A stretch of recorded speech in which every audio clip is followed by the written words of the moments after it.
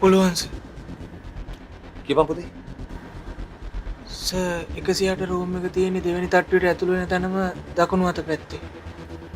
ඔය කියන්නේ මෙතනින් නැග්ගාම මේ දකුණු අත පැත්තේනේ. ඔව් සර්ට ඕනනම් මේ මිස් එක්ක යන්න.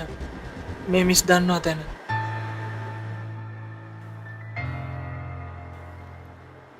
මන් දන්නේ කොහොමද? මීට මාස දෙකකට කලින් මිස් නිසල් මනතුංග සර් එක්ක ආපු රූම් එකට එහා පැත්තේ තමයි 108 රූම් එක තියෙන්නේ.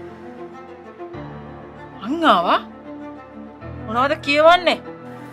ඇයි මිස් ආවේ මනමාල සර් එක්ක? මිස්ට මතක නැද්ද? මගේ අතින් නිසල් සර්ගේ ලයිසන් එක මාරු වෙලා සුසිල් දන්තනාරායන සර්ගේ ලයිසන් එක දීලා තිබුණේ. සුසිල් දන්තනාරායන?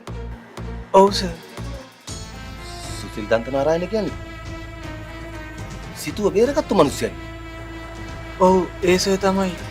එදා මේ මිසුයි නිසල් සර්ුයි රූම් එකට ගිහිල්ලා එළියට ඇවිල්ලා රිසෙප්ෂන් එක ගාව ඉන්නකොට හෝල් එක බලන්න ආපු පොලිසිය කෙනෙක් දැකලා මේ මිස් හොඳටම කලබල වුණා. ඒ කලබලේට මම නිසල් සර්ට දීලා තිබුණේ නිසල් සර්ගේ ලයිසන් එක නෙමෙයි සුසිල් සර්ගේ ලයිසන් එක. රංජලා මොකද මේ කියන්නේ? මන් දන්නේ නෑ. සුසිල් සර් ඉන්නවා එදා ආපු මිස් එක්ක දැන් 111 රූම් එකේ. සර්ගෙන් ඇහුවනම් සර් විස්තරේ කියයි. කවුද මිස්?